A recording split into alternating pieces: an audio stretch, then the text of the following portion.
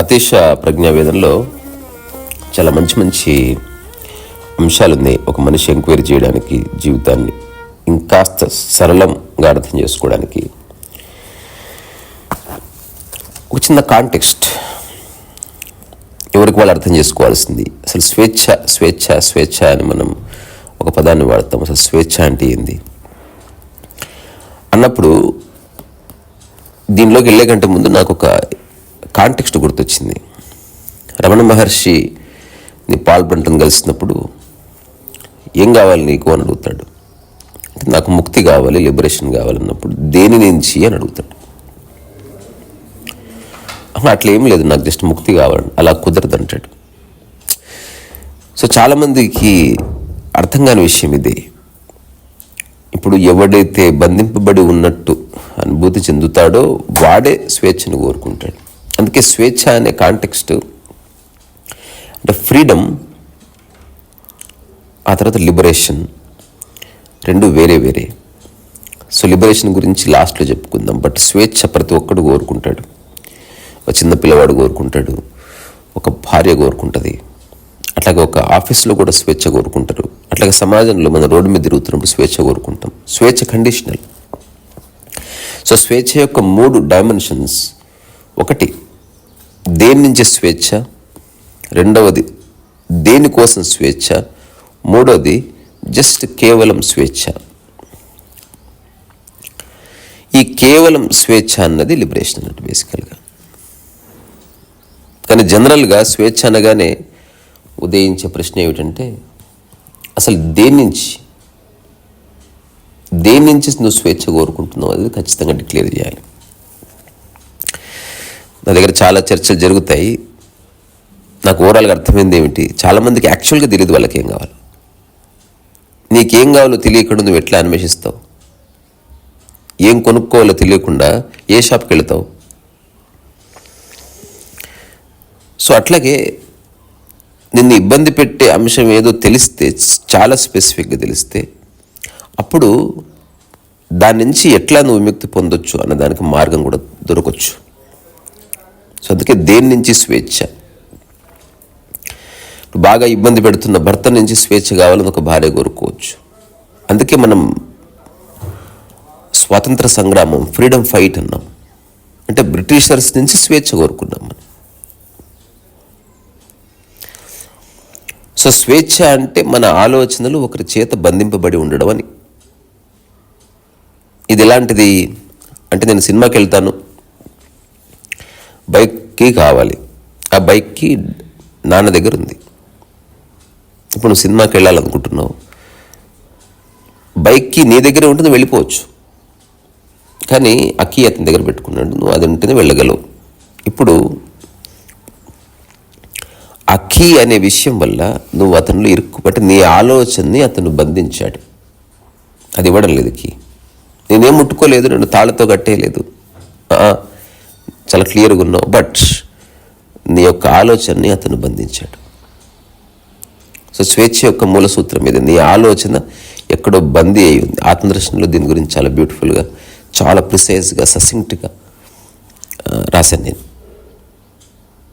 ఎందుకంటే అట్లా ఎంక్వైరీ చేయబడ్డది ఒకసారి. స్వేచ్ఛ, ఇప్పుడు నేనున్నా, నాకే స్వేచ్ఛ అక్కర్లే. ఎందుకు?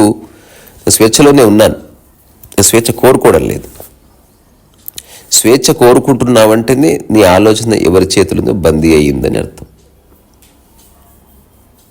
ఒక పిల్లవాడు అడుగుతుంటాడు, నాన్న ఐస్ క్రీమ్ తినిపి. పిల్లవాడి దగ్గర జోబులో డబ్బులున్నా కూడా నాన్న పర్మిషన్ అడిగి తినాలి. Then you are not free. నువ్వు ఖచ్చితంగా అతను పర్మిషన్ తీసుకోవాలి. అతను సరే వెళ్ళు అంటే అప్పుడు నువ్వు పరిగెడతావు. అసలు ఆ వెళ్ళు అనడంలో ఏం జరిగింది? నీ థాట్ అనేది అతను పట్టుకున్నాడు, ఇప్పుడు వెళ్ళు అని ఆ థాట్ను వదిలేశాడు. Now you are free. So ఎట్లయితే ఒక పంజరంలో ఒక చిలకను బంధిస్తే అది ఎగరలేదు, ఒక ఆలోచనను బంధించినా ఎగరలేదు. ఇది చాలా స్ట్రేంజ్ ఫెనామినా. మనిషిని బంధించడానికి తాళ్ళు గీళ్ళు అక్కర్లే, ఆలోచన చాలు. ఇనిషియల్ డేస్లో తెలియక ఒక మనిషిని తాళ్ళతో కట్టేసేవాళ్ళు. చాలా పురాతన కట్టడాలు చూస్తే ఆ మనిషిని బంధించడానికి కావలసిన రకరకాల జైల్స్ అట్లాంటివి ఏర్పాటు చేశారు, టార్చర్ రూమ్స్ ఉండేవి. అక్కర్లే, అంతకంటే ఎఫెక్టివ్ థాట్ని బంధించడం. సో ఒకసారి ఈ విషయం ఎవరికి వాళ్ళు చెక్ చేసుకోవాల్సింది. అందుకే నేను ఇనిషియల్గా చెప్పినది ఎవరికి వాళ్ళు చెక్ చేసుకోవాల్సిన విషయం. నీ ఆలోచన ఎక్కడన్నా బందీ అయి ఉందా, ఫిగర్ ఇట్ అవుట్. ఖచ్చితంగా బందీ అయి ఉన్నట్టు నీకు తెలిసినప్పుడు దాని నుంచి ఎట్లా స్వేచ్ఛ పొందాలో కూడా తెలుస్తుంది. మార్గం ఉంది, కొన్నిసార్లు మార్గం కనిపించినా ధైర్యం సరిపోదు, అది ఇలాగ ఉండేది. సో స్వేచ్ఛ దేని నుంచి, ఇదొకటి. రెండవది, స్వేచ్ఛ వచ్చింది ఇప్పుడు దేనికోసం, అది నీకు అంటే దేనికోసం నువ్వు ఆ స్వేచ్ఛని నువ్వు కోరుకున్నావు. ఎప్పుడైతే దేనికోసం నీకు స్వేచ్ఛ అని నీకు తెలియలేదో అది కాస్త వైల్డ్నెస్గా మారుతుంది, అది అనార్కీగా మారుతుంది. ఇప్పుడు నేను ఊర్లో ఉన్నప్పుడు ఒక తండ్రి చేత బాగా ఇబ్బంది పడే ఒకనొక మిత్రుడు చాలా అసలు తండ్రి నుంచి పారిపోవాలి, ఎలాగైనా తండ్రికి దూరంగా ఉండాలి, కానీ అవకాశం లేదు. సో డిగ్రీ అయిపోయిన తర్వాత సిటీలో ఉండవలసిన ఒక అవకాశం వచ్చింది. అతను ఊరికే పైకి నటిస్తున్నాడు, ఇన్ని రోజులు ఇక్కడ ఉన్నా అక్కడ ఎట్లా ఉండాలో నాన్న అది అంటున్నాడు. ఏం కాదురా, ఉంటుంటే అలవాటు అవుతుంది, వాళ్ళ ఫాదర్ చెప్తున్నాడు, వాళ్ళ అమ్మ చెప్తుంది, కానీ లోపల చాలా సంతోషపడుతున్నాడు, ఎగిరెగిరి గంతులు వేస్తున్నాడు. అసలు ఎప్పుడు ఎక్కి దొబ్బెద్దాం ఎక్కడి నుంచి అని. సిటీకి వచ్చిన తర్వాత ఆ స్వేచ్ఛని సరిగ్గా అర్థం చేసుకోలేక ఒక పెద్ద డ్రంకార్డ్ అయిపోయాడు, తాగుబోతు అయిపోయాడు. పొద్దస్తమానం పడుకోవడం, తాగడం, ప్యాకెట్ ఆడడం. అంటే ఇంతకాలం అణిచిపెట్టుకున్నదంతా కూడా అది ఒకసారి రివోల్ట్ అయింది. So this is the problem. స్వేచ్ఛ కోరుతున్నావు కరెక్టే, నాకు డబ్బీ నాకు డబ్బీ డబ్బీ డబ్బీ డబ్బీ అని పోరాడావు, ఫైన్, ఫస్ట్ స్టెప్ అయిపోయింది, డబ్బు దొరికింది. ఇప్పుడు డబ్బుతో ఏం చేస్తావు అన్నది కూడా తెలియాలి. చాలామందికి తెలియదు. నువ్వు స్వేచ్ఛ రాకపోవడం చాలా మంచిది యాక్చువల్లీ. అట్లీస్ట్ నువ్వు వేరే వాళ్ళ ఆధ్వర్యంలో నీ జీవితం వెళ్ళిపోతుంది, కానీ వచ్చిన తర్వాత ఏం చేయాలన్నది అతిపెద్ద సమస్య. So you may get wild, or you may get cranky, or you may become anarchist, or you may నువ్వు స్టూపిడ్ అవ్వచ్చు, లేకపోతే పిచ్చివాడు అవ్వచ్చు.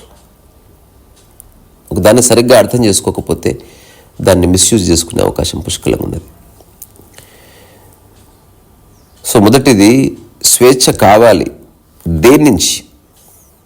ఫైన్, ఆన్సర్ దొరికింది, స్వేచ్ఛ దొరికింది. ఇప్పుడు తండ్రి నుంచి స్వేచ్ఛ కావాలనుకున్నావు, తండ్రి మరణించాడు, నౌ యు ఆర్ ఫ్రీ. స్వేచ్ఛ అంటే నథింగ్, ఇది ఒక్కటి గుర్తుపెట్టుకోండి, ఆలోచన నుంచి స్వేచ్ఛ. ఆలోచన ఇరుక్కుపోయింది అంతే. ఫిజికల్గా నేను ఎవడు పట్టుకోలే, ఆలోచన పట్టుకున్నాడు అనమాట. ఇదొక పద్ధతి. ఒక మనిషిని నువ్వు ఇబ్బంది పెట్టాలంటే జస్ట్ ఆలోచన యొక్క సమగ్ర స్వరూపాన్ని అర్థం చేసుకో. ఒక్క ఆలోచన నీ చేతిలో పట్టుకో, ఎవ్రీథింగ్. అతను ఎట్లా వంగాలంటే అట్లా వంగియొచ్చు, నువ్వు ఎట్లా ఆడియాలంటే అట్లా ఆడియొచ్చు. పొలిటీషియన్స్ చేసేది అదే,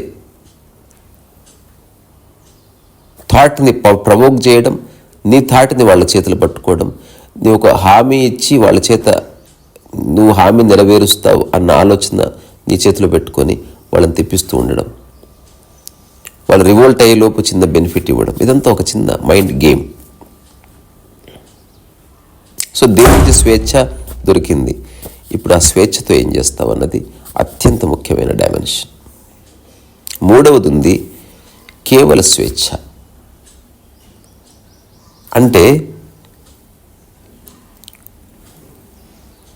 డబ్బు ఉంది నీ దగ్గర, బట్ డబ్బు పట్ల నీకే వ్యామోహం లేని స్థితి ఒకటి ఉంటుంది. నీ ఇంట్లో అన్ని పదార్థాలు ఉన్నాయి, ఇంతకాలేమో పదార్థాలు తినాలని అనుకున్నావు, తిననీయలే. సెకండ్ స్టేజ్ ఏంది, ఎవరు నిన్ను అడ్డు చెప్పడం లేదు, స్వేచ్ఛ దొరికింది, ఇప్పుడు అడ్డగొలిగి దీన్ని లావ్ అయిపోయావు. అట్లా కాకుండా మూడవ స్థితి ఉంది, అన్నీ ఉన్నప్పటికీ నీకు ఆసక్తి లేదు, ఎంత అవసరం అంత తీసుకుంటున్నావు. అది కేవల స్వేచ్ఛ, లిబరేషన్ అంటే అది. యు ఆర్ ఫ్రీ నౌ, వేరే వాళ్ళ నియంత్రణ లేదు. రెండవది, దాన్ని నువ్వు పరిపూర్ణంగా అర్థం చేసుకొని దాన్ని జస్ట్ ఎంత అవసరమో అంత లెజిటిమేట్గా ఉపయోగించుకుంటున్నావు. సో కేవల స్వేచ్ఛ అన్నది ఒక జ్ఞానానికి సంకేతం, అదొక నిరంతర వర్తమానానికి ప్రతీక, ఒక సమగ్ర ఎరుకకు సంబంధించిన డైమెన్షన్ అది. సో రమణ మహర్షి అడిగిన ప్రశ్న కరెక్ట్. లిబరేషన్ కావాలా? దేని నుంచి? పాల్ బ్రంటన్ ఎగ్జాక్ట్గా చెప్పలేకపోయాడు. ఎందుకంటే చాలామందికి కూడా తెలియదు. ఊరికి వెళ్తారు, but they don't know why they are going there. అందుకని జీవితంలో అన్వేషించాలంటే 2 పద్ధతులు ఉన్నాయి. జస్ట్ ఏమీ మనసులో లేకుండా పోతూ ఉండడం, ఎక్కడ నీకు తృప్తి అనిపిస్తే అక్కడ ఆగిపోవడం.